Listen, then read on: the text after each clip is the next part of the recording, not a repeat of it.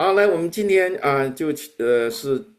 请到了我们诗友社的华府诗友社的副社长黄志坚先生他来给我们讲这个AI 与诗词哈，这个非常非常 popular 的一个 topic，因为现在的 AI 是可以说是已经深入到我们生活中的方方面面，而且如果知道怎么使用，也是一个非常得心应手的一个工具。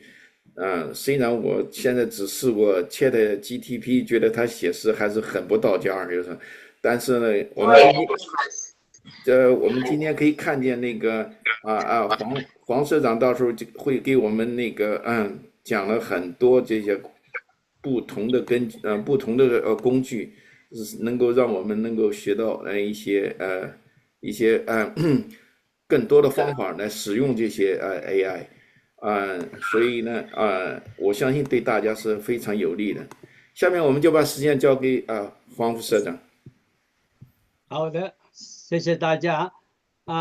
就是我也是学了 AI 不久，所以只能讲一些普通的，呃呃呃题目是与时俱进，勿忘初衷，AI 人工智能与诗词。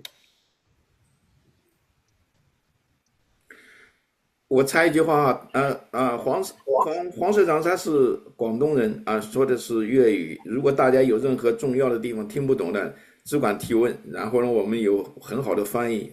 等价先生。好，现在我的这边我动不了。Yeah，next slide。好，人工智能，基本的概念呢，就是人工智能，就是叫机器做些什么，然后什么是大模型，就是把很多的 data 大的电脑来运作，然后人工智能的分类，我等一下再讲。那四大为一套，而且它会计算它会感知智能，比如说，那你跟他的讲话，他听得懂这样。然后它会印制智能，就是不同的人的脸它会分别出来什么图片呃是什么，它都可以知道。然后它还会经过训练以后还会창조一些。然后三大要素就是怎么算需要什么 computer chips 然后需要什么数据这些。产业链就是基本怎么样做出来，然后技术方面怎么样去省时间更省钱这样，这些就是技术的问题。然后应用就是把它应用在各方面去。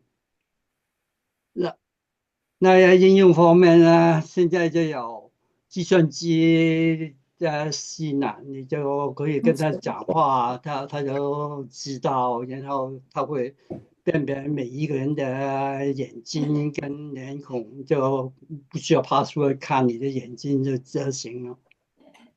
然后这语言方面呢，这个可以做一些广告什么。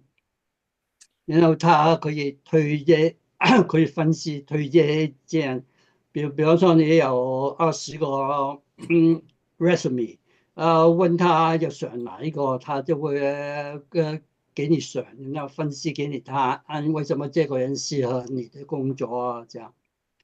然后还有自动驾驶，就是比方说现在在加州、California、LA Arizona 那些地方都已经有叫自动驾驶的taxi，就你叫 taxi 的时候，就一个没有人的汽车来到你面前开门，你就坐进去，他就送你去目的地这样。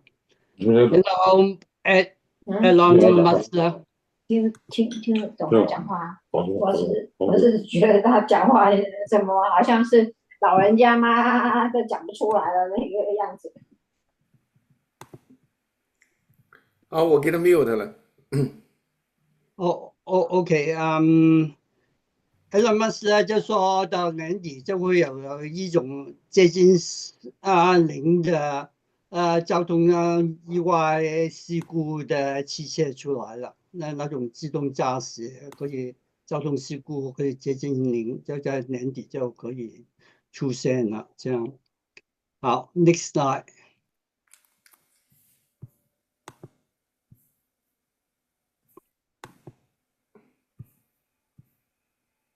人工智能的分类第一就是已经规划好的，比方说你用TV，你就要告诉他打开 TV 要选哪一个channel，他就会帮你选或者你说要听什么音乐，他就帮你选嗯。这些都规定好了，这些就是有规定的 AI。另外一种就根据统计计算的 AI，比方说买保险什么，它怎么算法就它会算出来，就根据很多的数据，然后训练好就分析，这样就根据统计来算。然后上面就是神经网络 AI，就模仿人的头脑，就是很复杂的计算的，呃，他的计算方法都已经做了差不多50年才做好，因为太复杂了这种。那主要就是现在可以切设计了过亿的 parameter 去 fit 嗯这些 data，然后找出最少错误的方法，所以就需要用到个过亿的 parameter，所以这个是很复杂的方法。然后它也用 backward 的adjustment，就是知道答案以后再看看开始的 data 应该怎么样去做那些 weighting 怎么样。这种叫做好像下围棋一样，那个 AlphaGo，他就用这种方法呢，就把所有的棋谱都读了，然后再读了很多个那些比赛的，他这个 AlphaGo 呢就可以打败所有人呢，最高手也只能赢过他一盘，其他都输给他。那赢他一盘呢，就是那个高手故意走错，让 AI 不知道他在干嘛，就搞乱 AI。可是后来 AI 也受惊了，所以他也也不能打败 AI。那这些就是神经网络的 AI。可见最近呢，就有一种就是 ChatGPT 跟DeepSeek 做的方法，就是推推论的 AI，就是算法计算。它比方说围棋，它只告诉了那个 AI，围棋的规矩。然后就让 AI 自己跟自己，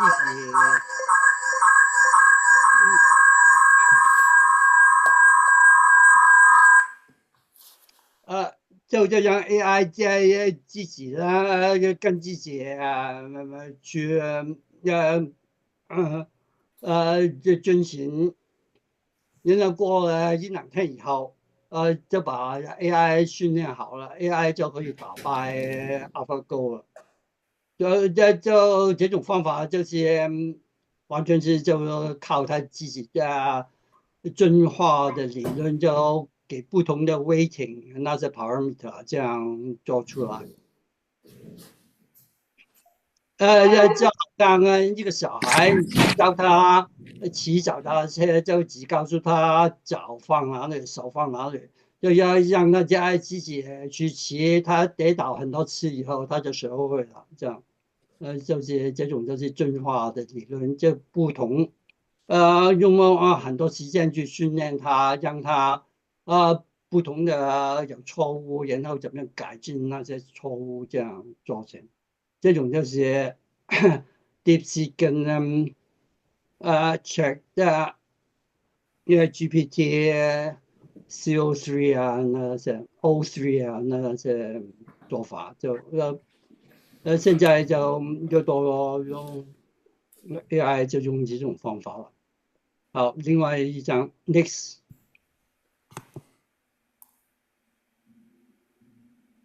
那人工智能 AI 就可以做文章啊，做小说啊，做视频啊、图像啊，或者做乐谱啊，然后再做音乐啊，这样，这些都能够做到的。Next，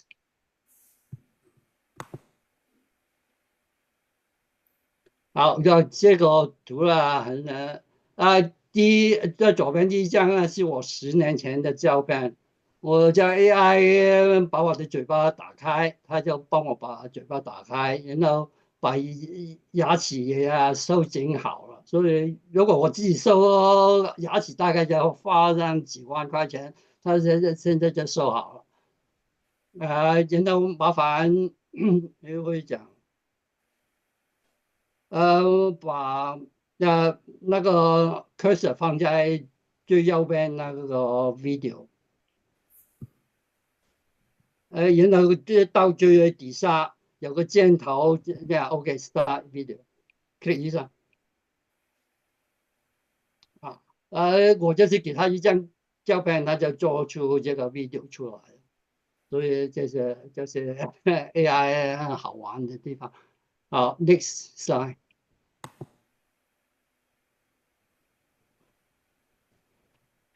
就是去年Nobel Prize 的化学奖呢，就给了一个 AI 的 person，他们没有要修化学的课，可是大学的时候有个同学告诉他这些蛋白质的 folding 啊，就很难做的事情，他就记住了这些了。就是因为蛋白质呢，就要有很多氨基酸链，那些 ammonia link，所以这有很多种方法来 folding 的。Next slide，你跟如果要研究这些 folding 呢，就很麻烦的事。一个 PhD 要花5年时间，这样才可以研究到一种蛋白质的 folding。所以那些 cancer 那些很难就是因为它的 folding 太多，所以每一个都不一样，所以你就没办法去 handle 这些问题了。Next slide。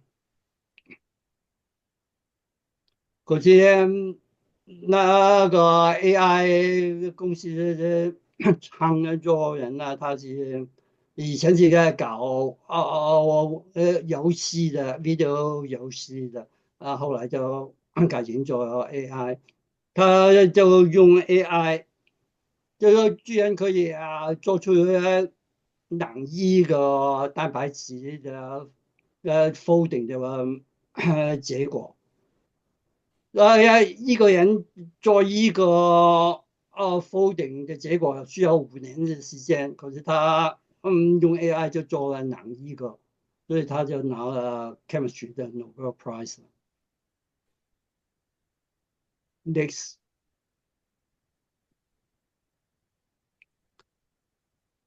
回去原来那个对不起。回到前面一个吗？这个底下一行看不见，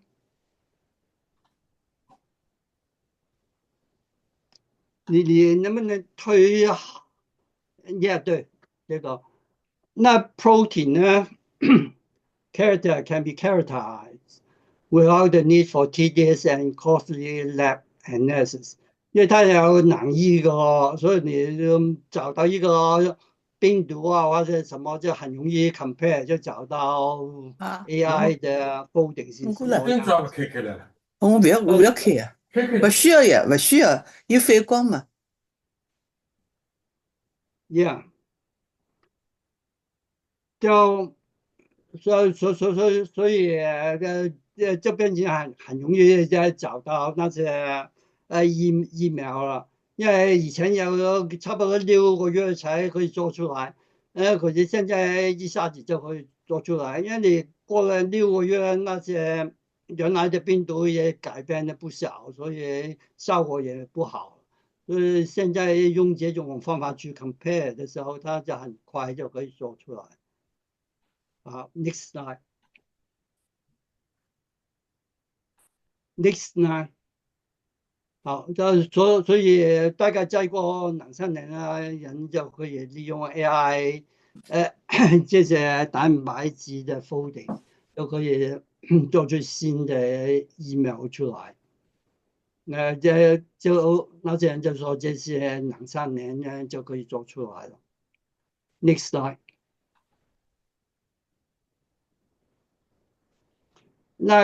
这个人呢就说，如果什么病都可以解决的话，那人都可以活到150岁了。那为什么是150岁呢？因为每个人的 DNA 就有规定，120到150岁，以后呢就不能就 reproduce 细胞了，那些细胞不能再做，所以就一定会死。所以他就说只能活到150岁。我觉得到150岁，等你到150岁的时候，可能也发明一些可以延长的真发明了。所以这个很有希望，而且他说这个只是几年间的事，不需要等几百年。好，next time。好，现在刚开始的时候是 ChatGPT，那就大家就很熟悉 ChatGPT，因为它比较 user friendly，可以问他问题就答，他问他什么问题他就答。那可是前2个月就出了这个 DeepSeek，就是中国出来的。那发布的那天，那 Wall Street 就掉了差不多$1 trillion。那些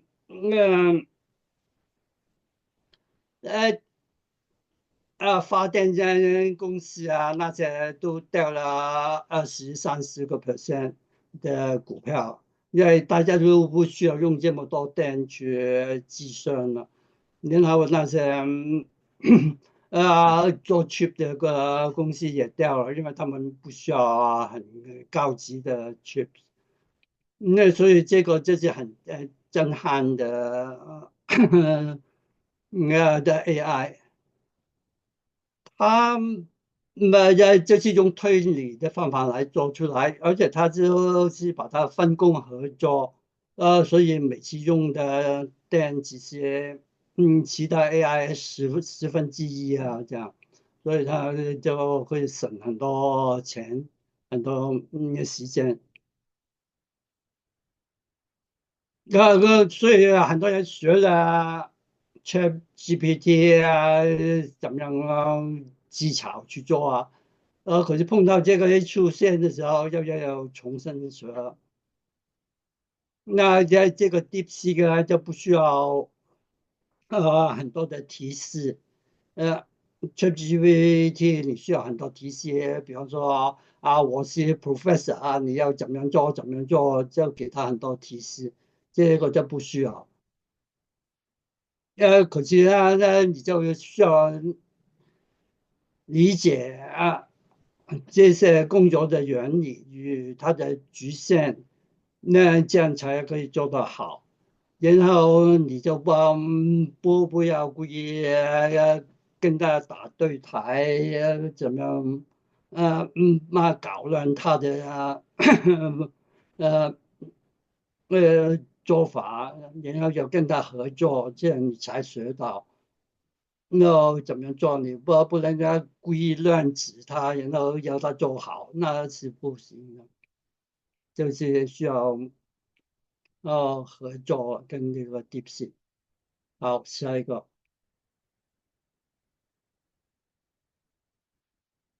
那最简单的方法就是去 DeepSeek 的官网，可是我不知道现在的情况怎么样。有的是前阵子呢就需要用中国大陆的电话号码才可以，所以我不知道这个现在通不通。那我就有他的 account，所以我不知道情况怎么样。那如果这个 DeepSeek 不通的话也没关系，因为它 DeepSeek 是 open source 的，所以很多人都做了出来。这个那个名字就叫 DeepSeek 满血本 Full Blood Version。那个大家应该在大陆就有几十个网站有这个，可是有的是假的，有的是真的，有的是有很多 virus，所以就要很小心。好，next time。那现在在讲那些 AI 到底是怎么样去运算啊？他就把给他的字就分成很多 token，就把它切开来，然后就拿去做 curve fitting 啊什么来比较，得到结果。所以你给他一句话呢，他就会变成很多 token。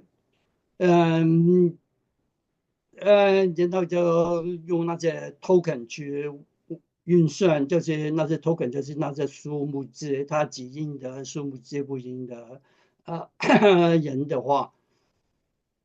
可是呢，比方说 strawberry 这个字，它就变成几个 token 了。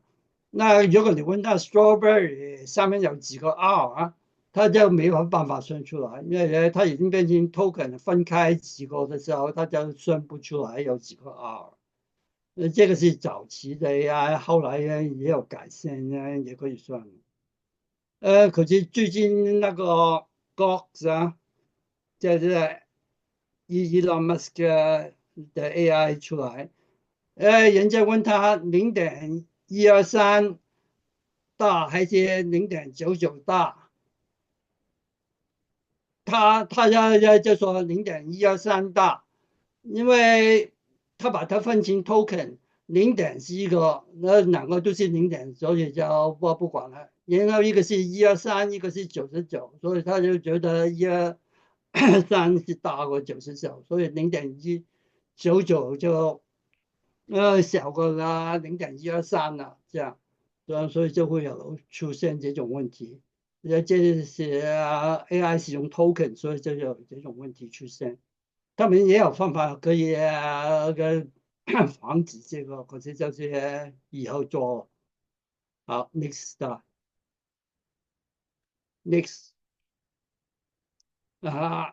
要知道他的记性有限，所以很多时候 AI 做出来的文章前面跟后面不能接，因为他的记忆有限，就忘了前面说什么，所以后面就说下去这样。好，next，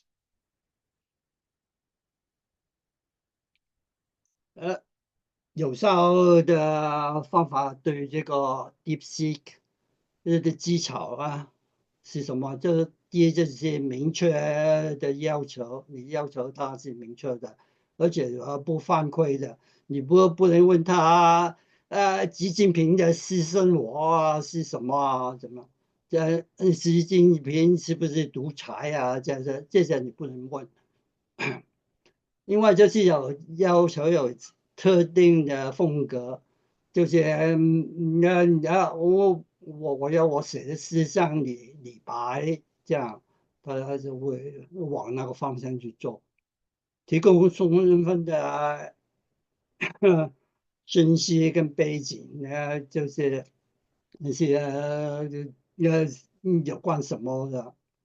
然后主动标注自己的即时状态，就是自己是在什么程度，然后会写什么，这样就可以符合你。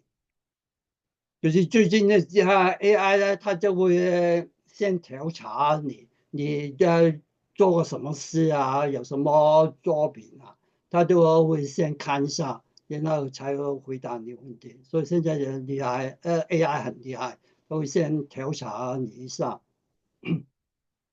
就跟这个 DeepSeek 的就不一样了，那个现在的是 Manus 的就会先调查你这个人的，嗯，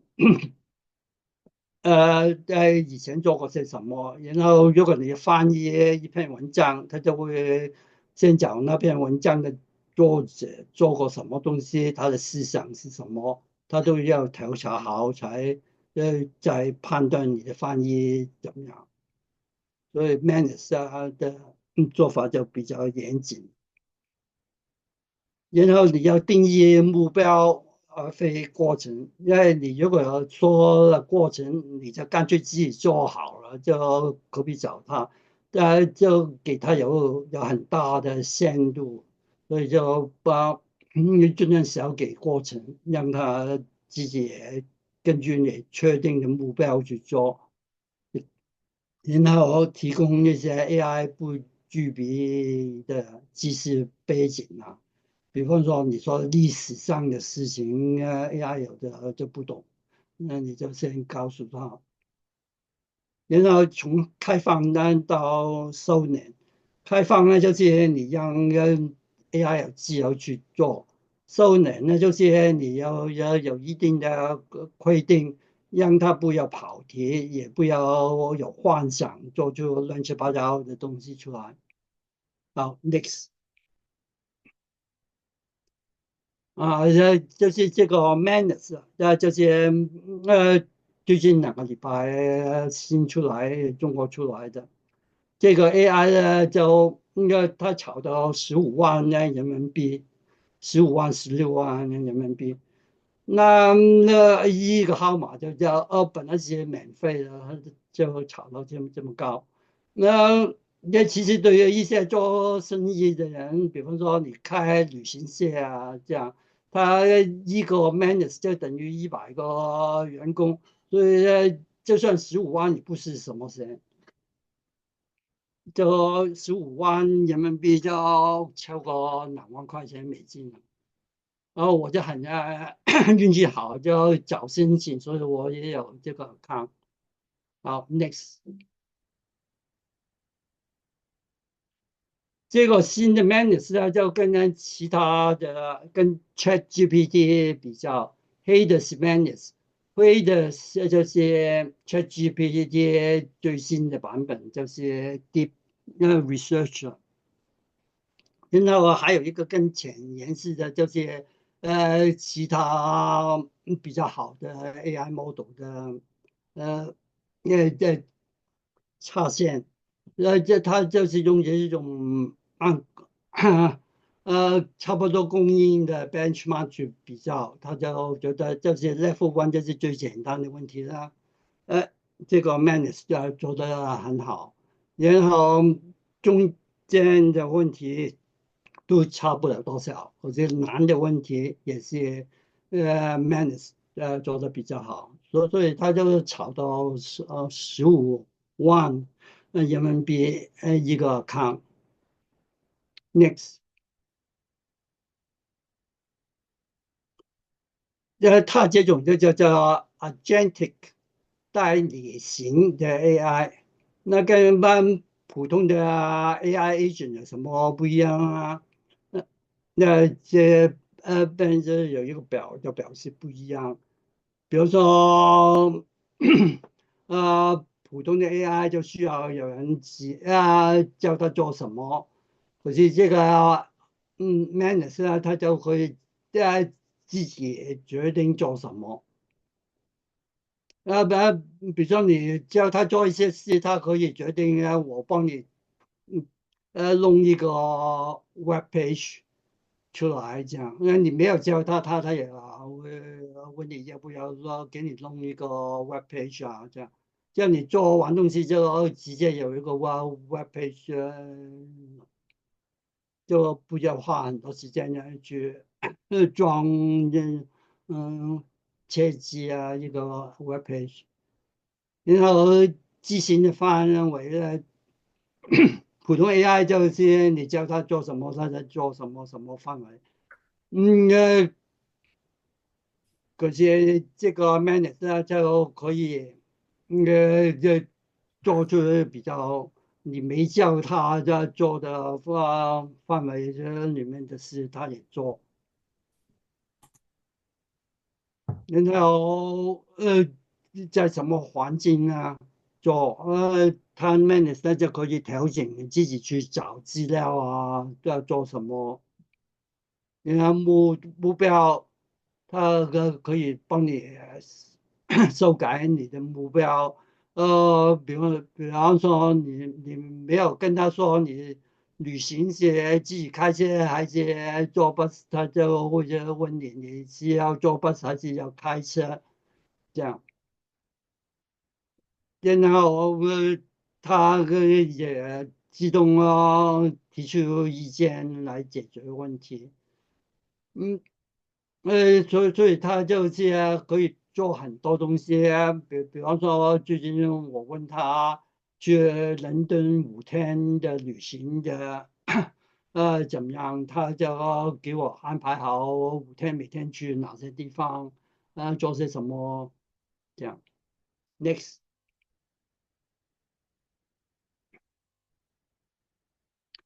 好，我就问这个 Manus AI 创作中国股市时的利弊，这样他就把这些打出来，他一步一步去做。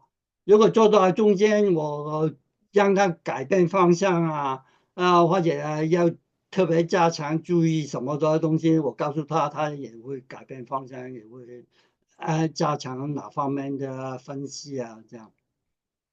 好，next。那个过了34秒了，他就做出来了。这个是他的大纲，另外还有另外4个 file 就是补充这些大纲里面的做的东西。所以他创作中国股市时的利弊。第一就是 AI 做股市时的原理跟这边发展，然后他就是说 AI 时期的优势就是有很多数据风格模仿你可以模仿杜甫或者谁，他就可以根据那个风格。创造的效率它可以几秒钟就做出来，然后就可以教育辅助这样。然后 AI 创作的局限性呢，就是 AI 本身没有感情，文化理解也不多，很多历史啊什么他都不知道，然后他没办法创新，那思想也应该比较肤浅。AI 创作的文化与伦理的影响啊，就是呃，就包括怎么样去对待创作诗词，这些伦理方面的探讨，然后还有未来的趋势与展望这样。我就跟进去他这个大纲啊，还有后面提供的几个话呢，我就做了以下4个slide。Next，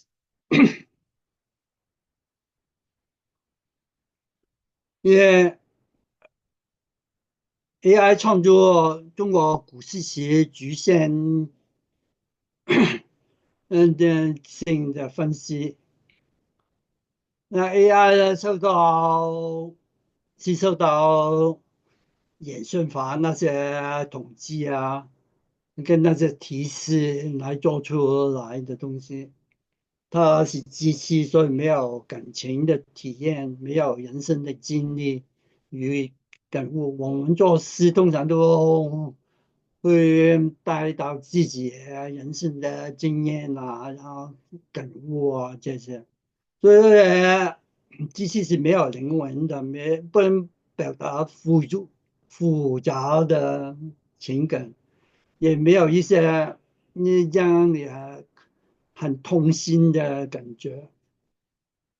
所以很多时候就失去了情感方面的共鸣。比方说，我有个朋友，他太太死了，他就写了很多诗，你就觉得他每篇诗都有感情在里面。我觉得 AI 没有死过老婆的，他不知道什么一回事。文法理解的局限，就是很多时候就有断层呢，出现就很多典故哦，就用的不对啊，或者用错了，这样很多时候都出现这种问题。我也见过很多次，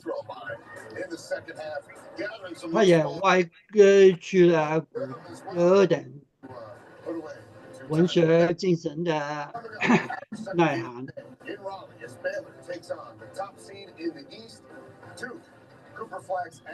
他也有局限，因为它是框架下的创作，所以它就没有那种艺术创生了。艺术的主要的发展就是一级不同，不停的创新，就有新的东西出来，这就是艺术，可是它就缺少这种创新了。也没有那种颠覆性的想象力，好像你比如说黄河之水天上来啊，白发三千丈啊这些，呃呃这种话，它因为在统计上没出现，所以它就不会做出这种东西了。然后它因为思想性呢，到时候就缺少了。它要是统计啊，比方说这个字用很多次，它就要把它用出来了，所以它就很难，呃，把你心里想的话，心灵散碎，这种，弄出来，然后也没办法进行哲学的思考。他也不知道个价值观，不知道什么是好，什么是不好，他不知道，他只知道统计上说这个是多人统计多用的，就用这样，有的时候就会变成很俗气了。语言规定的局限性，因为他的做法是什么啊？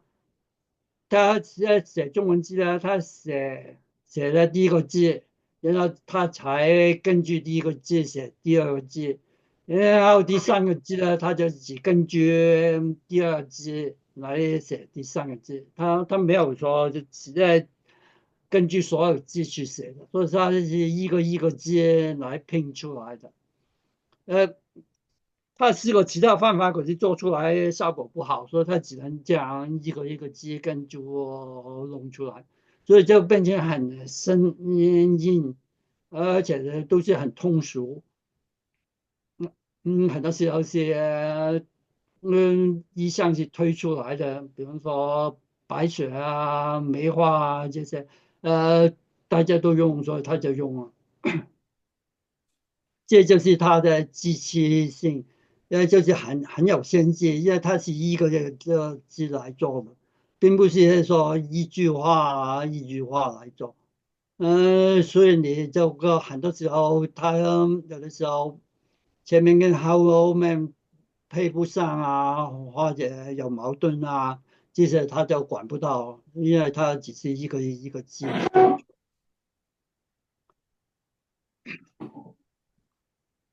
它没有个性，也没有艺术的吸引，因为它是要模仿，所以没有创作，就变成很套路化了，就千篇一律。然后古典的那种的韵味就没有了。因为你写个古诗就希望有一些古典的韵味，然后可是就没有这种韵味出来。然后它与社会跟历史脱节了，所以他不知道文学后面的人文精神，就是人是有讲到伦理，有讲文字所以传下去，就是要把那个道理可以传千年的道理都传上来，那就缺少这种人文精神。然后伦理他也没有办法判断了，因为人是有爸爸妈妈、小孩啊，怎么样，跟祖父祖母这些，这些都是很关怀，对人价值观啊，这些都是很重要，可是 AI 都没有这种观念了。Next。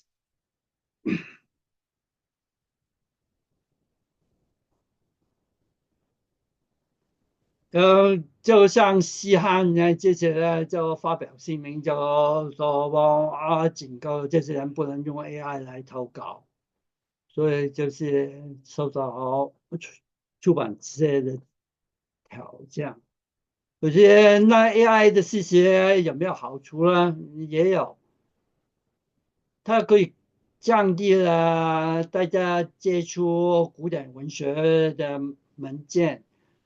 就是现在门槛太高了，很多中学生啊什么就不能对他感兴趣了，因为太难了，觉得我刚开始的时候写一首诗，要花上一个月才写好的一首诗，所以这个门槛是很高啊。那原来我写了4句诗啊，给人家改了3句，所以就觉得很难。可是现在有 AI 的时候，它可以帮你改啊，怎么样，你就觉得很容易。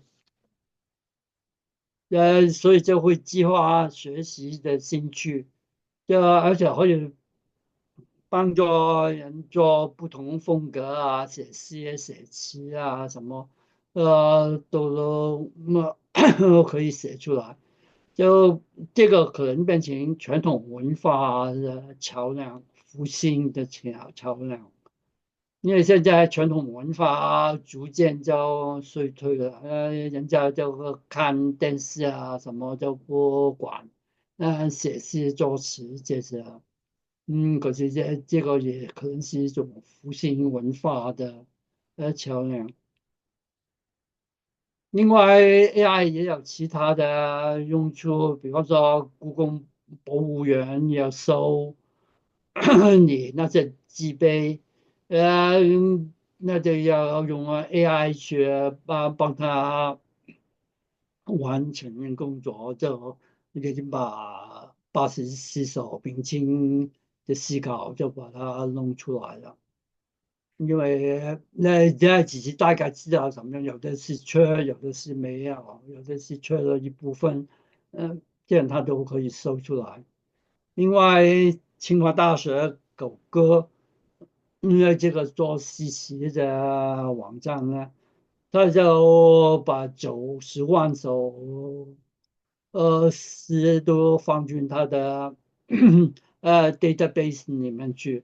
所以他就可以帮助人去创作诗。可是我试过是狗狗，我跟他没办法沟通，因为他通常都是问非所答，所以他还是不是很好的工具。Next，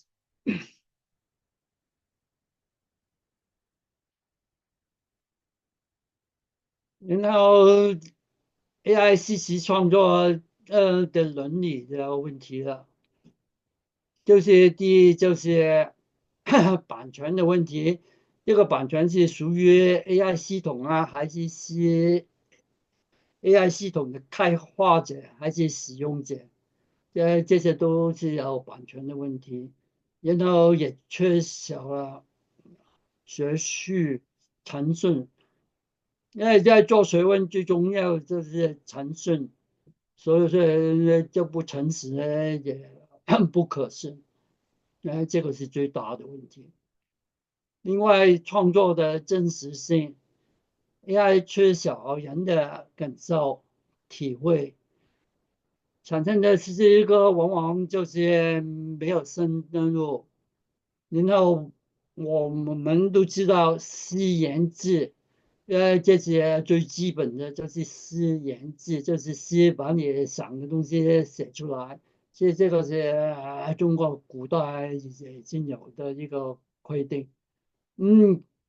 可是 AI 就没有这种诗言志这种的概念。他只知道把一些数据、把这些词语把它怎么样组合起来，就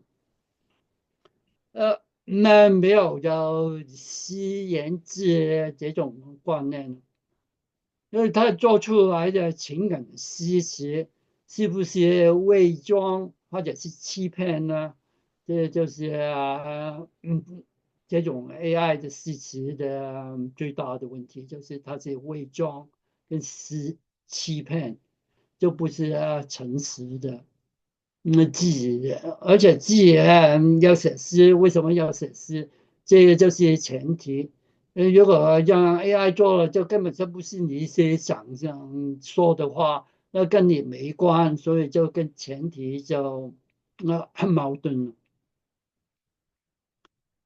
然后标准化与退化，因为 AI 做的事做的多了以后都是一样的。因为他们用的 database 怎么做，所以做来做去都是这样，所以就变成标准化了，就没有一些多样性的或者突得的事情出来。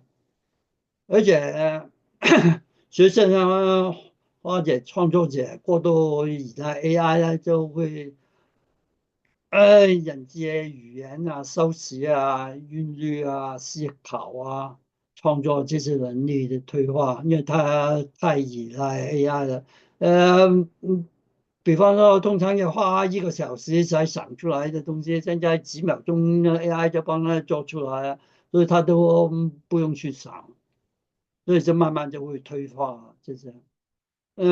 而且现在也有一些特别的 AI，它就是专门把 AI 做出来的东西，把它改成好像人做的一样，这样来欺骗老师。这种都已经出现了，所以很可怕。那评价的标准，就是现在要怎么评价这些诗词啊？就通常呢，因为都是普遍化，跟大家讲的话都是一样，所以标准呢就会降低了。就没办法。如果你读古诗词的时候，就没办法，呃，感觉到，他们的意境是怎么样。比方说，这诗集里面有"余愁西域以西外"的诗意，就是你写的诗，言有尽而意无从，就是有很多空白的地方，就是让你去想去广那个诗的意思。所以现在这种言有尽而意无从，这种诗意就没有了。就是 AI 啊，你想什么就说什么，就说完就是了，就没有留白啊，这些出现。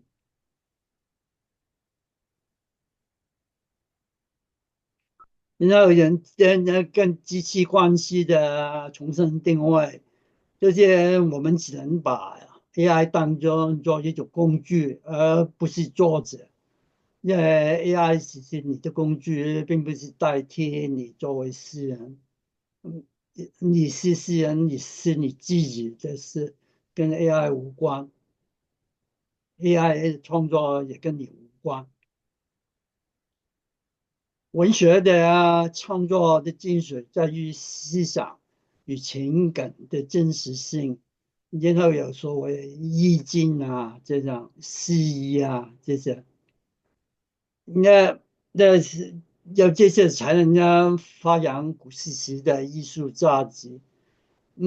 可惜因为 AI 现在大量做诗词了，也可以教他同一个题目做10首诗，他就1分钟就做完10首诗给你了。嗯，在这种情形下，怎么样保护跟鼓励人类的创作力？这就是大家要注意的问题。Next。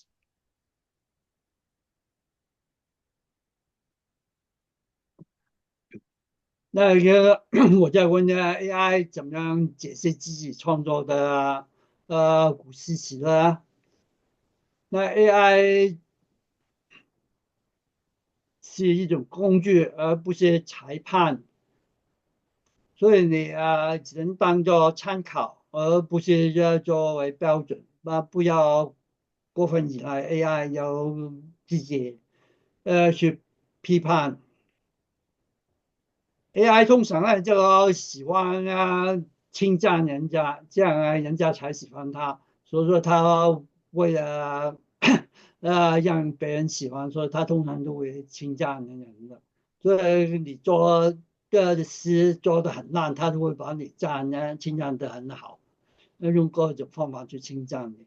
所以这个要非常注意，这个是一个很大的陷阱。所以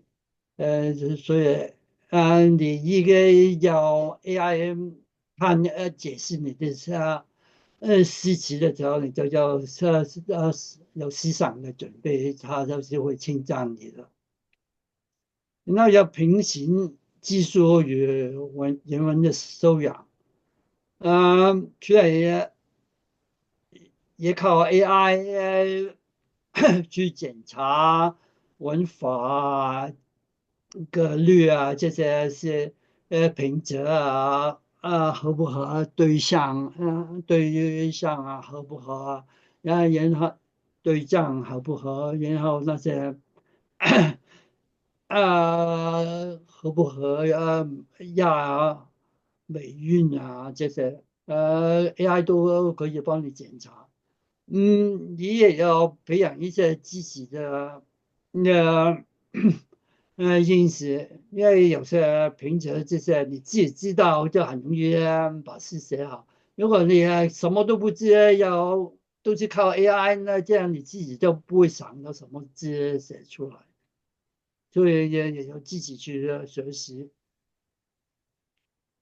然后才可以判断 AI 的建议是对还是不对，然后也要强调你写的东西的感情方面、意境方面，是不是好？这些 AI 是没办法跟你判断的，你要自己知道这个意境，这个诗意，这些都是自己要做的功夫。然后作者也要知道自己能不能得到别人的共鸣，跟这个诗意，因为写诗最重要的是诗意、意境这些，就避免只注重那些平仄那些，就失去诗作的灵魂。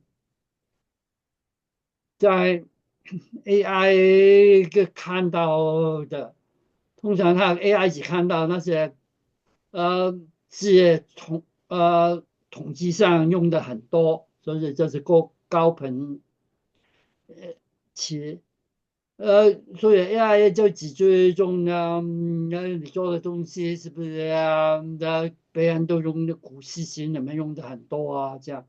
你用一些没用没用过的词的时候，他就觉得你不好，因为别人都没用过，统计上不合，他就不知道写诗也有一些是留白的地方，就是也让人家去呃自己思考这个诗，然后发表自己的想法，这些留白他就不知道。Next。那时候什么是留白呢？那时候像我写这首诗，琼瑶千古，就是纪念小说家琼瑶。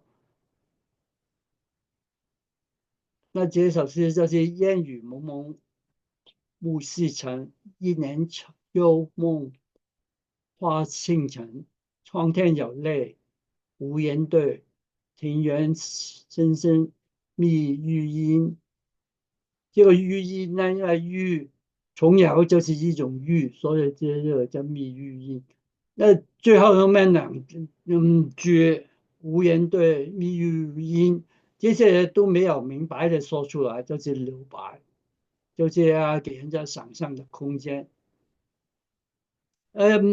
这个是我做了，我做了以后就丢给 AI 文心一言，然后就把图做出来，我再把诗写上去，这样所以这个图是 AI 做的，他做的也蛮好，那个样子也有点像琼瑶。好，next。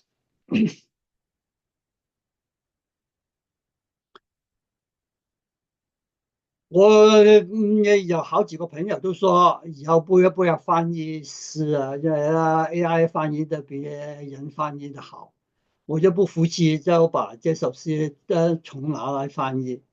这个是 William Blake 的《A Career of Innocence》。这首诗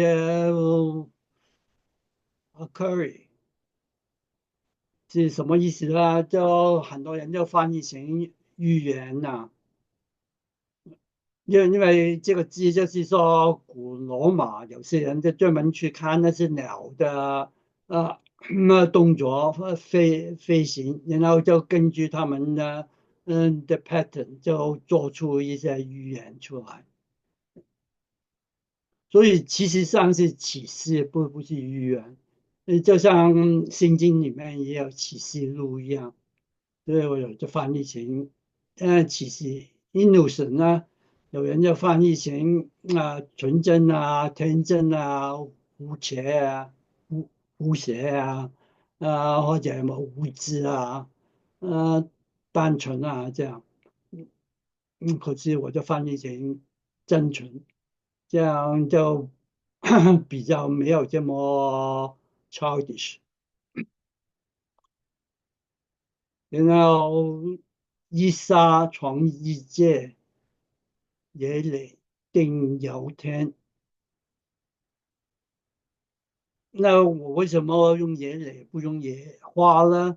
因为花字跟平仄不合，所以我就用蕾。那蕾就用簪了，要簪开那的花，所以就用簪。油田，我就问 AI，我用油田这个对不对啊？有没有更好的？那 AI 说油脂很少出现，所以在统计上不好。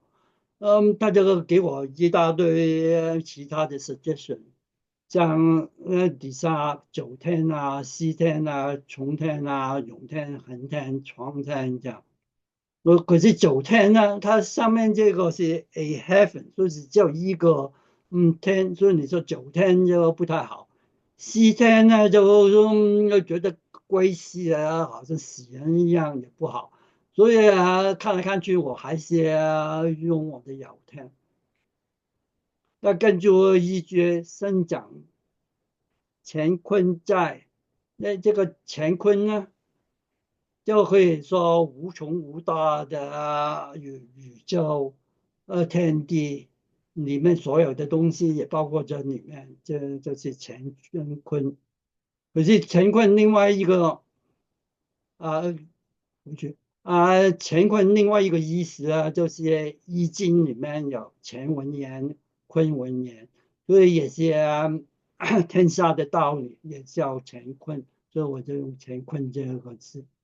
来代替 infinity，因为 infinity 不只是说无限大，还是无限大里面的东西也算进去，所以这个是 infinity 的意思。那因为我用生讲，那 AI 就给我其他的 suggestion，那就他这句话就是 whole infinity whole 啊。这个 hold 不是直接讲话的意思，因为 hold 这个字也有 support 的意思，因为我觉得就是用 support，不是用呃讲话的意思。所以他给我一大堆的收奖、吉奖、涡奖、摊奖、托奖、孤奖，因为他是性格，所以他用孤奖，然后书奖。那这些我看来都不怎么样。书长本来也不错，可是通常书长是直接两个手都摊出来的，所以他是用 single hand，所以我用伸奖，因为伸奖里呢只是一个手伸出来的，所以也算可以过关，就是用伸奖，所以我就没改了。所以 AI 给你的 suggestion 也要自己去分析一下，行不行？好，这个然后麻烦你往上推一点。李先讲，可不可以看到第一行字啊？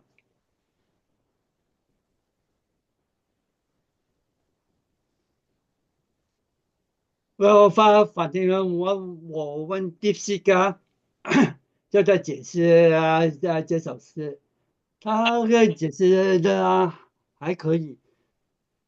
第一句伊莎创意界这些微小的东西里面就有无限的东西。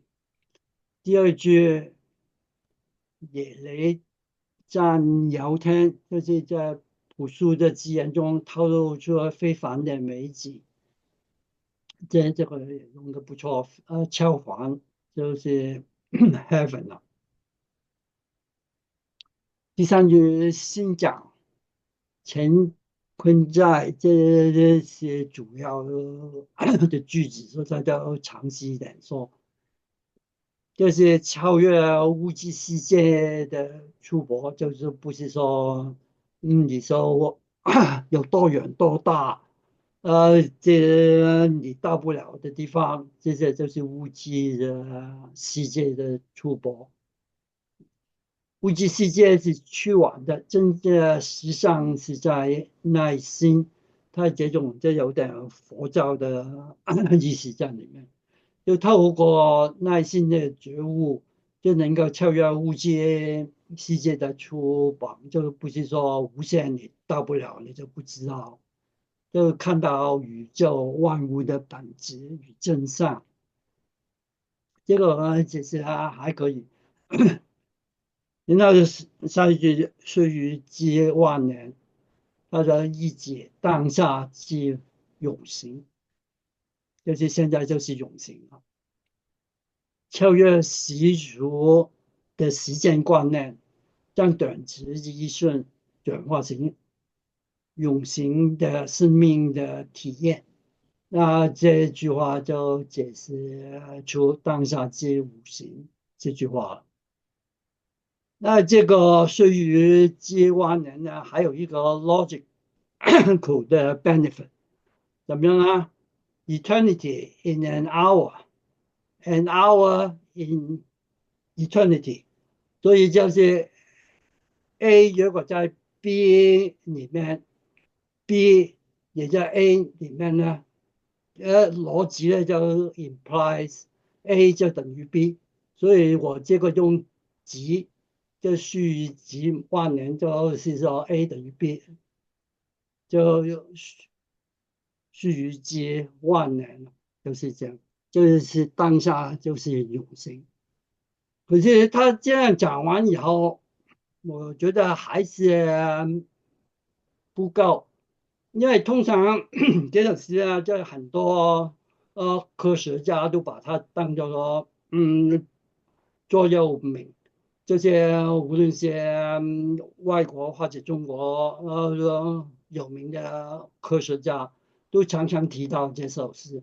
那为什么要科学家提到这首诗呢？因为它就有科学研究的味道在里面，就是怎么样去研究怎么样有信心去研究这样。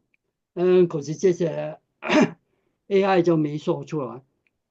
那我在看 Mendes AI 的分析，他讲了很多话，很多废话，可是他最后呢讲的话就跟现代人呢也许会接受，就不解劳股东，现在人也能接受。他就说，这圣讲乾坤在提醒我们关注生态环境，反思科技伦理，重视心灵修养，促进文化对话，为人类面对复杂多变的现代世界提供一个机会的思考方式。正如诗人所启示的，宇宙的奥秘，也许在我们手的手掌之中，关键在于我们是否具备发现它的智慧眼光。这样，就我也一直有一个科学家，他就研究那些superconductivity，他就觉得那些 grid 只要把它移动一下方向22度，这样就可以做出来。他就把这首诗当作座右铭，因为他觉得他可以做点什么东西去理解这个世界，所以他就常常都看这首诗，就是 Hold infinity in the palm of your hands，就是人类也可以去理解这个世界的事。好，next。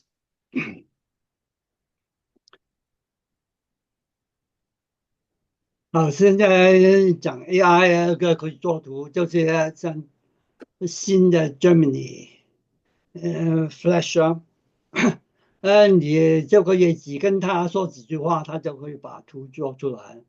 像这幅画就是跟他说画一个人，叫一个 AI 去用电脑，他就马上做出一张画出来。Next，下面一个。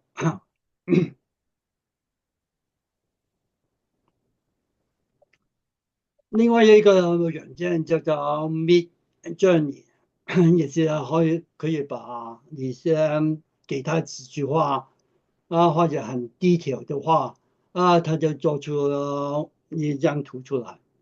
这个呢就很可怕，他这个人就是用这种方法就拿了去比赛，就拿了第一名。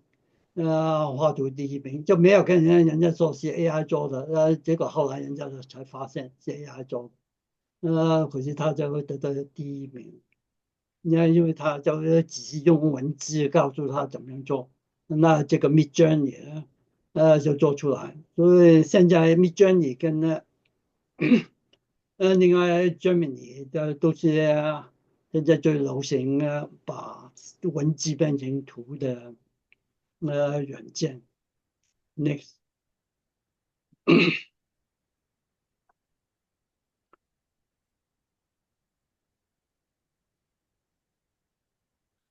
这个是我写的诗我写这个诗的动机呢，就是因为有个同学说他爸爸画了一幅画，有梅花，有很多雪海这样，我就写了这首诗，然后把诗写完以后就丢给文心一言，他就给了我这些好几张画，我就选了这一张，然后再把诗写在上面去。这样就变成这个那个这个花呢，跟我的诗这个很贴切。像第一句天朗云霄下极愁，它就没有云了，就是天朗。第二句潇洒错韵莫上游，那也有早上的洒。然后地上也有那些霜，所以都是很贴切。第三句襄阳景换春光谢，是，那个就是有太阳然后也有春天的景是刚刚出来了，跟图片也表达出来。蘸水包门冷艳否？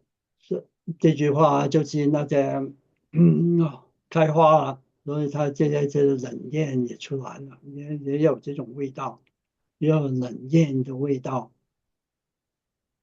红豆渡岸上临玉海，玉海的就是指雪海，就是所以这个图就有一片雪海。光耀疏影五颜秋，就是有些山丘，那上面铺了雪，就像盐一样。然后有些疏影，也就是光这样，所以叫光耀疏影。颜抽也能在图片上表达出来。并闻卓越杨花雨，这些花很漂亮，就是很卓越了。所以他配的图就配得很好，我把诗写了丢给他，他就做出来。所以我很满意这个 AI，文心一言做的。Next，这些我写的另外一首诗。那我说灵火点灵烟，所以它就有些萤火虫，也有一些烟呐。山水禅虽然说它也有山，也有水。那山水禅呢，这个意思呢，就是以前有个旁边我有写出来，就是说以前有一个真人说，老曾30年前未曾尝见，见山是山，见水是水。后来参禅悟道，见山不是山，见水不是水，而今个体窃取一人见山是山，见水是水。所以这个误了山水前，也是还是有山有水，有情天不老，无限月重圆，无恨月重圆。那有情天不老，这句就是从天若有情天已老，这句话反过来说的。所以这两句看起来还是可以。这些本来说无情，那现在就变成有情了。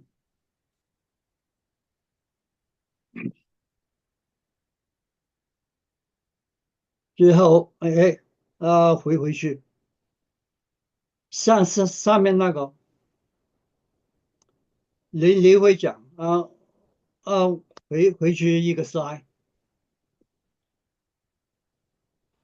啊、这个是我本来把整个事丢给 AI，它就画图，可是它画出来的图呢，因为有最后一句云端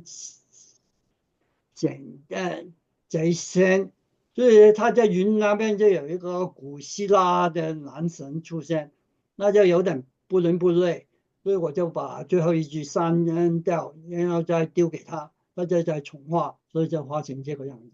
要不然就很怪怪，有一个云上面有一个希腊的男神在，所以有的时候，你也要让 AI 画出你想画的东西。好，另外一句，next time，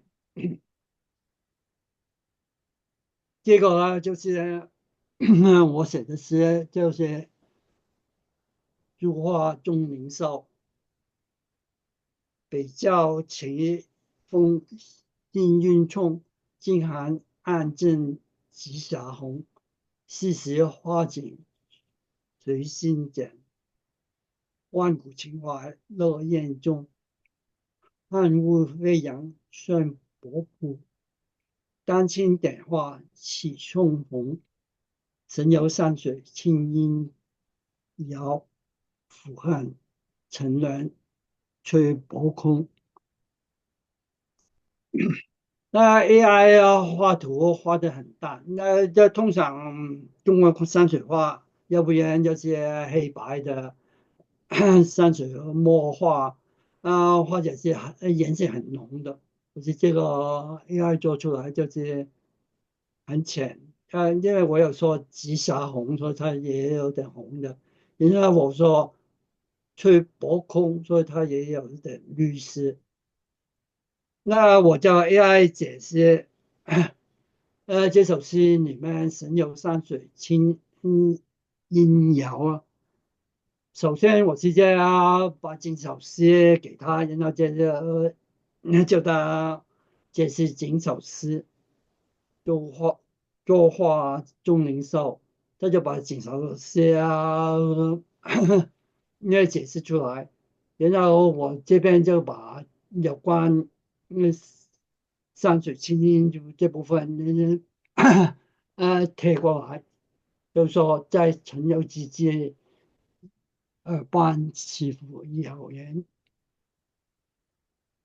清音可指为鸟鸣，送风薄步二楼，情形各种使人心灵情境的音响，几句意境空灵，与前面雄风勃步遥相呼应，将听觉感受推到很悠远层次。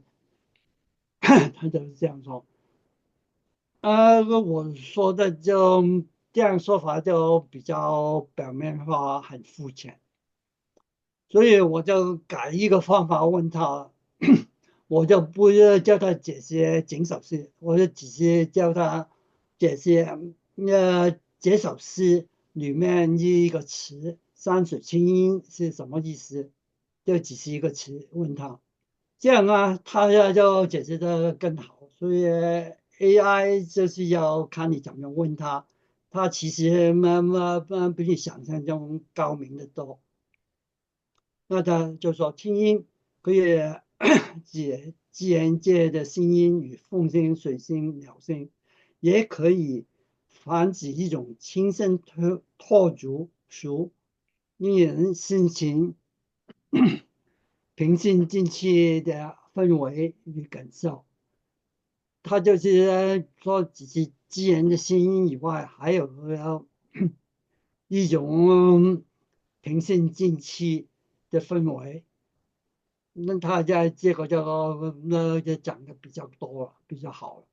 然后他根据更说，山水青音可以用来表达一种心居山水、远离尘现、深深趋近的意境，也是一种艺术化的表达，将这种空灵、静谧的山水情怀凝聚到笔墨之中。这个笔墨之中呢，就讲得非常好，因为我这首诗这些形容这幅画的，因为他就是说，把这种情怀就放在笔墨之中，所以就表达了这首诗对这幅画的理解。所以问问题你要懂得问，就问不能随便问，他就随便答。你要我问的比较仔细一点，那 AI 就会更高深的告诉你一些更好、更高的答案。好，下面 next，接下来就是比较popular 大家都喜欢的 AI 的网站。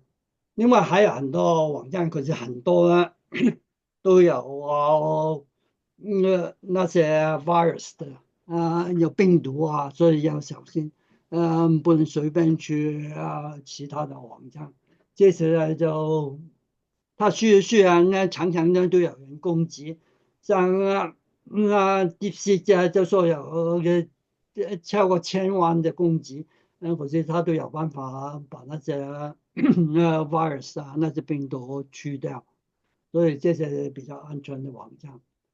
那 ChatGPT 最近出的就是4.5，那大概 ChatGPT 5，大概5月份才出来，那个才算是好的，这个是还是没有这么好。可是它已经有 deep research，所以也可以，可是要付钱的，而且一个月只能用20几次，所以有规定。这个 deep research。另外，Microsoft 呢就给了 ChatGPT 超过10个 billion dollars，所以就用了他的东西变成自己的 Copilot，他也有 Think Deeper，这个Copilot 是免费的，所以大家都可以进去 web page 进去用，这个很方便。另外，Google 呢，它就是最初搞 AI、搞围棋那些，所以它是做的东西应该是很好的，可是它就没有像ChatGPT 做的这么有人情味，所以它就没有 ChatGPT 这么popular。那另外 Perplexity 也是很好的deep research，它就用了好几个AI 来做的，所以它做出来的东西比较complete。Facebook 呢，它是很早就有AI 了，它也是 open source 的，所以很多像 DeepSeek 那些都是根据它来做的。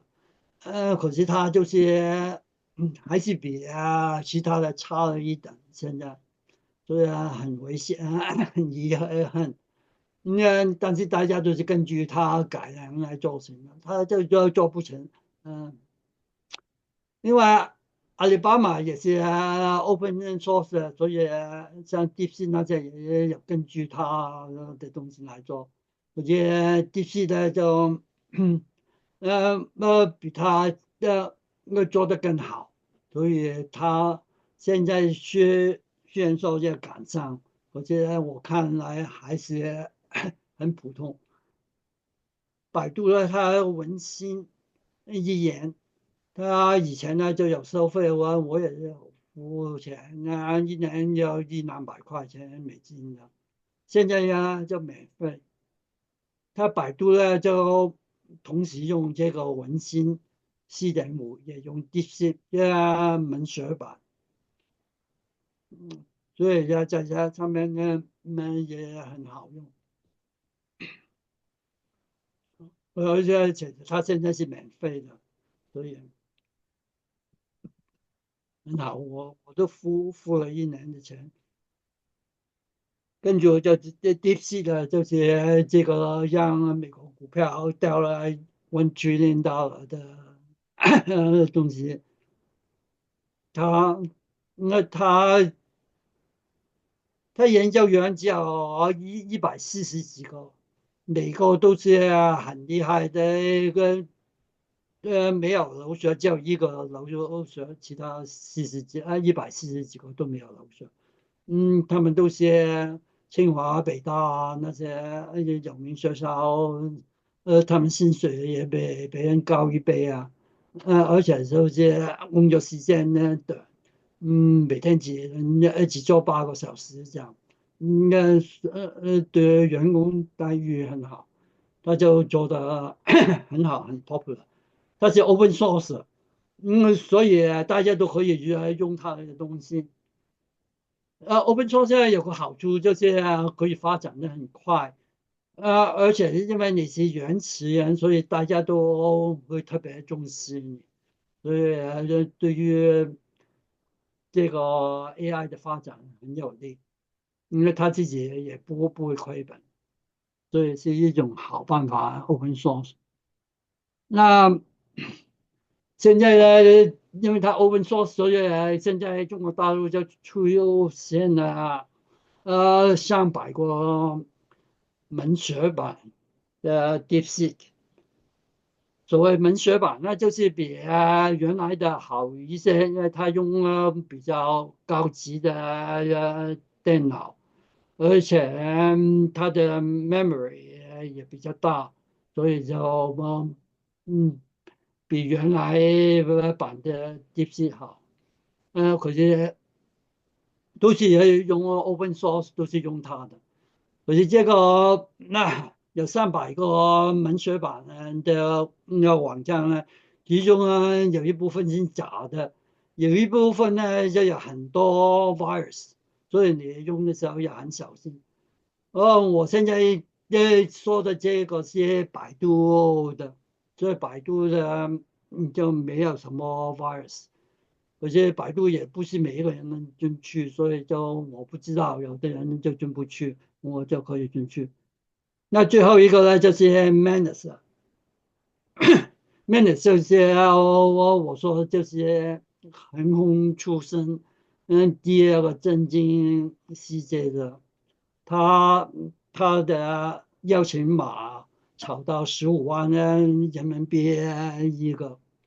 所以他现在就用的人很小，可是他的想法是很好，可是他能不能做出这么好的东西呢？就要慢慢看他的资源啊，以后 computer 够不够大，看能不能做。嗯，我叫他做一个旅行的 itinerary 啊，他就做得很完美。那他就是不止做其他 AI 的东西，而且做的比Chat GP 更好，而且他还可以帮你呃做更进一步，就是你要画画的话，像 DeepSeek 这些回你一段文字说画的时候要注意哪些，当然就没有画出来，可是这个 Manus 就会画出来。那你 DeepSeek 呢就要再去找另外一个 agent，找 Midjourney，就把 DeepSeek 的说的话再画出来这样。Manus 还可以做其他很可怕的东西，比方说，你没有教他，他也可以把你的东西做成一个 web page，让你自己，这样大家都可以直接上去看啊，怎么样？他会问你要不要做 web page，因为如果自己产生一个 web page 是很花时间，他就马上做出来。他还可以用你自己的电脑给你做一些video game，像 shooting game 啊怎么样？你告诉他要做一个什么 game，他就用你自己的电脑就做出来，很可怕。这他就是一个可以你让他 permission，他就用你的电脑去做，这样就可以产生这个 video game。那自己做就要花上一个月才做出来，他就半天就要做出来，很快就做出来那种。那然后有些什么 itinerary 啊这些，旅行他就会告诉你订哪个飞机比较便宜啊，该怎么样转机啊，怎么样，转机的地方要等多久啊，你要穿什么衣服啊，等等，很多细节的东西他都告诉你。嗯，所以它这是一个比 AI 更多 application 的呃AI。好，next page。那除了 AI 以外，我也跟一些网络的资源，我也列出一些出来。像手运，你要写你中国古诗词其实只要手运一个就差不多够用了，它上面什么都有，可以帮你检查平仄、押韵也可以帮你做对仗那些。嗯也帮你找一下以前的人有没有做过的这种诗词等等，很多工具在上面呢，而且它繁体字、简体字都可以用，这个人在美国也可以用得到，所以就很好。现在中国大陆很多美国都不能用，它需要用到中国大陆的电话号码，所以都不能进去了。百度也可以做很多东西，可以像 Google 一样，收集很多东西，然后它也有百度百科，就解释的百科全书一样，解释的很清楚。汉典就是比较高级的字典，就里面的讲的东西都比较精确而且嗯啊很详细。另外一个在线主持呢，就是有的时候你想一些字，呃就不就那些平仄不对怎么样，你就想用另外一个字怎么样找了，就你只要告诉他一个字，他就会告诉你，呃前面的一个字是什么，或者后面一个字是什么。那这样你就有的时候找平仄那些就很容易找到。另外就是 Google 翻译，那 Google 翻译呢就可以从中文翻译成英文或者英文翻译成中文，繁体字翻译成简体字，或者简体字翻译成英语，繁体字等等。现在很多的翻译都可以直接，嗯，呃，翻译了。像我用 Samsung 的手机，就人家讲话就可以马上翻译成你懂的语言，然后你讲话也是可以马上翻译成德文或者什么。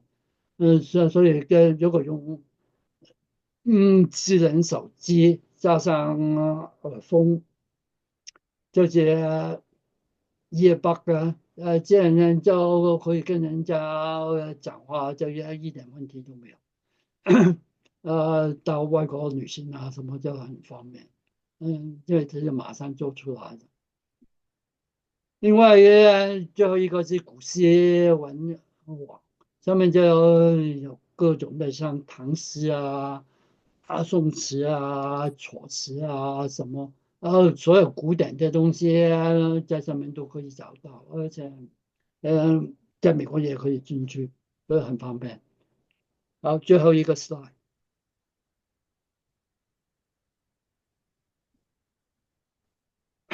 挡不了。人工智能就像刀将火、炸药和发电厂等等，可以带来噪音，也可以带来灾难，是魔是佛。我记得我在1970年的时候看过一个电影，2001，就说 AI 可以知道人类对他不好，他就故意做一些坏事出来，呃，去害人。那是2001那个 movie 叫做。可是现在过了25年，还是没有这种情形出现。嗯，所以这种是以后的事了。所以现在看来，那是莫是佛是自己决定的。好我的讲就到这为止，就请大家讨论或者发表意见，谢谢。好，谢谢黄社长，非常精彩的演讲哈，不但告诉了我们这些这个AI 的发展，而且还用自己的作品跟这个跟 AI 这个工具互动，包括是让AI 写诗、解诗，以及让AI 给他的诗词的配画，所以这些多方面的让我们展示了 AI 的功能，非常非常全面。而且呢，给我们提供了比较完整的，就是这个现在available 的这些AI 工具，我相信是非常好的，可见他在上面花了大量的时间和精力，非常感谢他。我自己本身只用过 ChatGPT 还是3.0的，但是我1年前我尝试的时候，他甚至连都理解不了什么叫填诗。现在呢，它可以填了，也是，但是呢，我觉得都是一些很基本的，好像是凑字儿、凑句一样。最多的功能我发现只能是给我们在某些地方给人以提示，所以今后我看需要花很多时间再去探索更多的。今天黄社长的讲解讲座非常精彩哈，吸引了30多位听众来，这是我们诗友社很少见的包括那个秦氏皇后秉花，还有我们的老社长们，我看戚社长也来是吧？给大家打个招呼吧，戚社长。Please stop sharing. 戚社长给大家打个招呼。难得的，我们现在的诗友社现在打了谢谢。还有那个，我听到是季社长也来了吗？季兆景有没有？看看了没有哈？没有，那我还有那个EC 呛是不是张畅凡教授？要不要给大家打个招呼？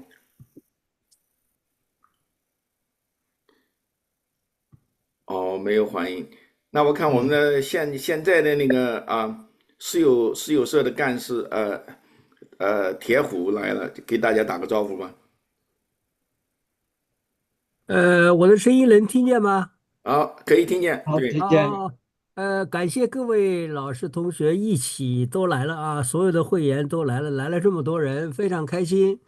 希望以后咱们保持现在这样的热情啊，下次谁在讲的时候呢，能够一起来啊，谢谢。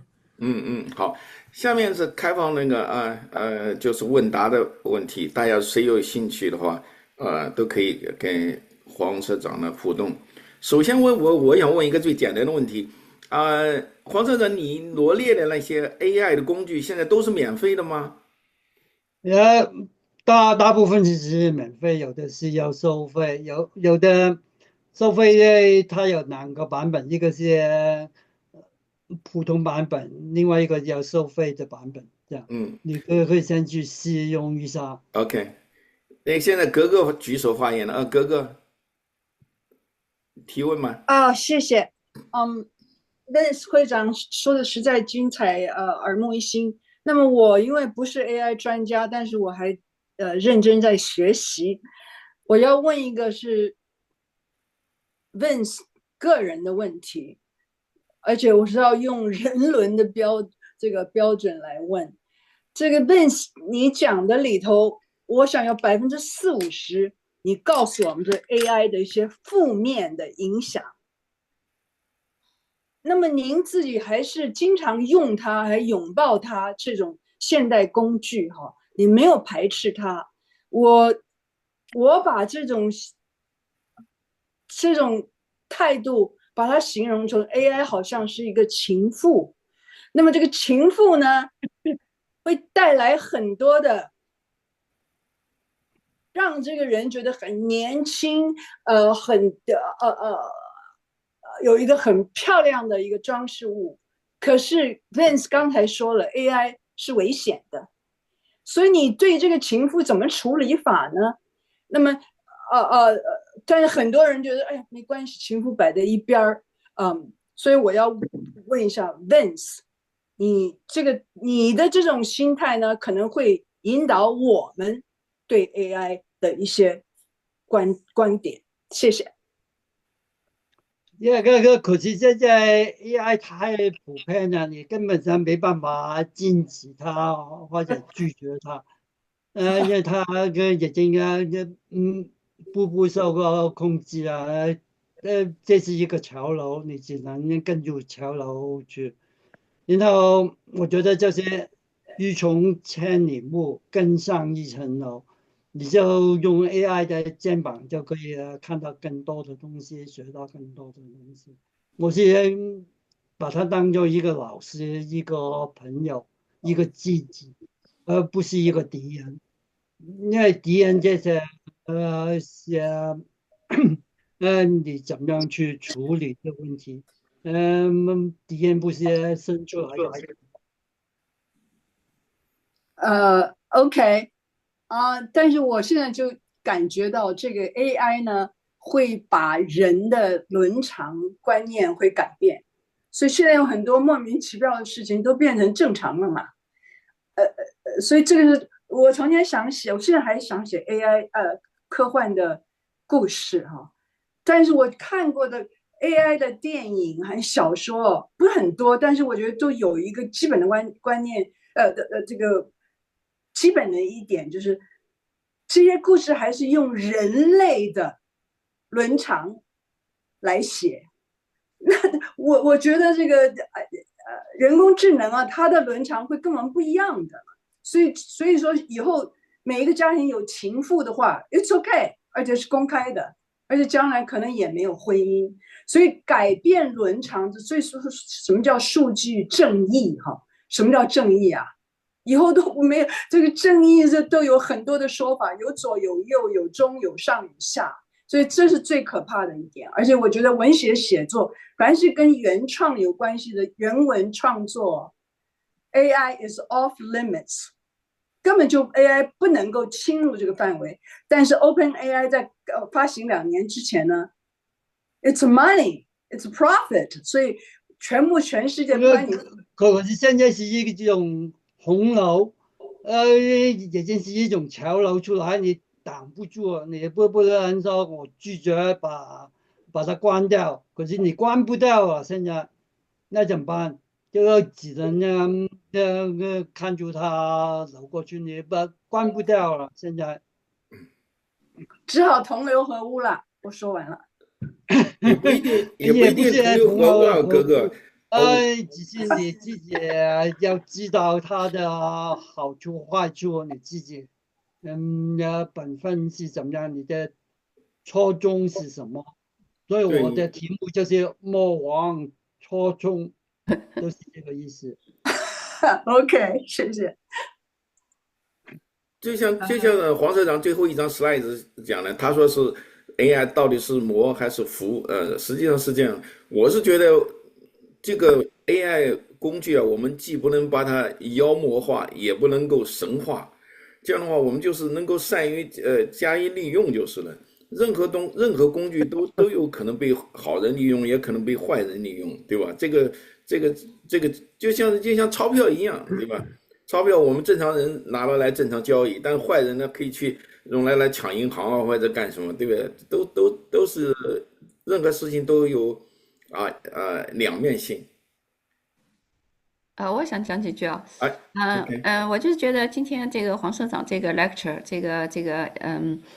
讲得非常好，讲得非常好。他把他从概括的开始介绍，然后后面就具体讲到对我们写诗词这个 AI，可以有什么样的帮助，而且呢，他秀了他自己的，这段时间来。写了诗词以后，让 AI 去解读，来解释一下，然后呢，去产生图出来配他的诗词，都非常好，非常好。那么而且也是我呢也没有什么去用 AI，也就跟雷社长一样的，也就是 ChatGPT 这个3.0刚开始出来的时候进去搞了一下，然后就发现真的是不太灵光。呀，就是写出来的，他有的时候都不对的。那然后我就丢开，就不去弄了啊，不像黄社长那么就是一直坚持在那里，慢慢的摸出一条路子来，可以说是啊，那我刚才呢就说，有一个问题就是，他讲到一首诗的时候是哪一首啊？就是我看啊，神游啊什么就是那个造化钟灵秀那首诗里面有一句开始是整首的让 AI 去分析，然后呢他又讲到看不见了OK， 那个说把它提出来，提了4个字山水清音，但是我就觉得这不是就破句了吗？因为你读起来的话，应该是神游山水清音绕，那他为什么要把山水清音这么提出来来给他分析呢？我就觉得他给他这个诗词的这个句子给他破句了，然后把它拿出来。你如果读的话，不是前面是神游山水清音绕。应该是这样来读的，而不是神游山水清音绕。是啊，我就故意这样看呢 AI 怎么样说？不是，但是山水清音并不是你要放在一个句子里边，它不是山水清音，而是你在这个诗人在那游山水，然后看了这个景色，听了这个以后，然后给你的一个从内心再发自出来，你就觉得这个清音在绕了。那山水清音它并不是组合在一起的。就是山水清音就是简化了神游山水清音绕的这句话，把它shorten 的时候就变成山水清音。我就是说，我就觉得这样的话，就是把这个诗词里面的句子，就说有点破句的，给他来读了，因为你这个黄社长刚才讲的，他就是故意把这个词拿出来测试一下 AI， 就是因为这个翻译应该是 OpenAI 的吧？是美国这边的 OpenAI， 不是那个 DeepSeek。这个翻译是错的。造化钟灵秀根本就不可能是什么山水清音的问题，不是的。造化钟灵秀说的是一种意境。说这么好的山河是天公所作，而不是人的什么感觉到听到什么声音、鸟声，那是另外一个句的，那不是这一句，他这个是翻译错的。我简单问一下啊，DeepSeek 现在在美国到底可不可以合法的用？也可以合法的用，可是他最近的规定是大陆的电话号码，所以你在美国就申请不到。不是，可是他这是一我种主要是惯性，改改去我不知道。听一种谣言说，在美国这个地方，如果你下载了 DeepSeek，要犯法的，这个嗯到底是不是真的？不会犯法。可是如果你是在 government 那些 sensitive 的地方，下来就是犯法的。就是你不跟 government 没关，这些就他就不管了。现在没有一个法律这样。那这个意思就是，我听那个老黄的声音不是特别清楚啊，就说是不是现在 DeepSeek 我们身在美国用 iPhone 手机是可以下载的，对，黄社长的是不是可以？解释就是说，你如果不在 government 里面工作，你是可以哦的，那我但明白了，只有你在 那我明白了。government 的工作，它是禁止的。好好好啊，我再补充一下刚才那个两位的提问啊。第一位说这个 AI 写诗是好啊，或者是 AI 的时代是有了一个情妇说。那么黄老在讲的时候呢，我没有太注意，我只注意到了黄老的另外一个观点，就是用 AI 要把它作为一个工具来用，而不是作为替代。作为替代的话，那就有点不合理了，是吧？不合适。我非常同意这个观点，因为我觉得那个，因为我听那个抖音里面关于 DeepSeek 的一些功能呢，好像说的比较好，就是说它对，特别是用中文来写诗词的这一方面，它肯定要比这边的 OpenAI 要好的很多，因为它毕竟是自己本土的人造。那么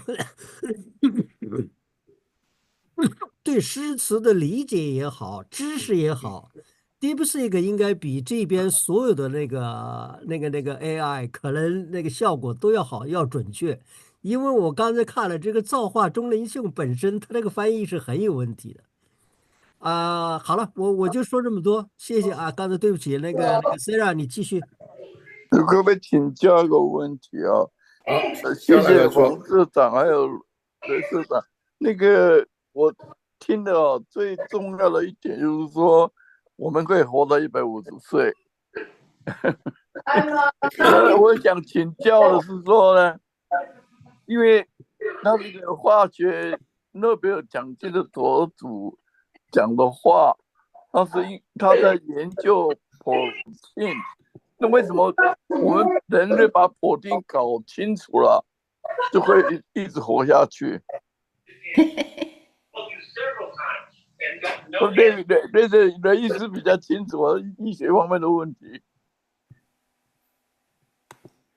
那些现在最多只能活到150岁，是因为那些 DNA 有限制，这些到120或者150的时候就不能你做新的细胞出来，所以你没有新的细胞，那个人就活不下去了。不过我知道极限150，可是我的意思是说，为什么他的意思是说人类就没有疾病了？那是因为我们把那个 protein 搞清楚，那我就搞不清楚为什么 protein 搞清楚了，人就不会生病。就是你可以很快做出来预防之针啊。就是可以预防，你那些病毒不能扩大，让你知道怎么样关了那个门，这样病毒就进不去你的细胞。这有2个方面，我想到一个呢是它很容易做出来这个疫苗，第二个呢就是可以做出来很有效的那个治疗药剂或者抗生素啊，或者是target target 那个treatment， 这样的话就是说治疗上面更能够很容易能够达到，这样的话就是说疾病就可以就很多不治之症就可以治了。再一个呢就是说现在还有另外一个就是说人们的基因以后可以用基因来个调控，甚至可以编辑基因，你有哪一些基因缺陷，它甚至可以来给你进行修补。所以这都是一些可能的帮助人们延长生命的现象了。那您的意思是说，基因跟 protein 是搞在一起的？对的，蛋白质是基因的 product， 基因最终是要通过蛋白质来发挥作用的。谢谢。我那个王市长想问一下，曾经我有2个 AI tool， 说我在问说我不要打这个人，一个说要我打，一个叫我不要打，那我怎么办？我没听清你的问题。不是，我现在我有2个 tool 了哈，有2个 AI 的不同公司出来的。一个叫我要打你，一个叫我不要打你，我又要打你。这要靠你了，这就靠你自己判断了。所以我说 AI 刚才我们开始讲了，这个 AI 它只是一个辅助工具，最后决定的，甚至它产生的东西，你愿意不愿意用，愿意不愿意听从，那还是取决于人类。而且现在 AI 最多是60%左右的准确，就是有很多问题，它不能给你100%的答案。对，是这样。就是一个工具，我们怎么能够很好的来使用这个工具？就是我们要慢慢的学习，慢慢的掌握，那肯定会减少很多不必要的时间在花在上面什么。对，它可能极大的就给你缩减你的工作量，减低你的工作量。对，是的，就可以解放，就像解放生产力一样。OK， 最后一个问题，还有没有？那如果没有了的话，今天就到这里吧。非常感谢黄社长的精彩演讲啊！好，谢谢大家。好，希望以后我们的诗友社的讲座，将来大家都能够积极来参加。好，各位周末愉快，再见啊！再见。再见啊，再见。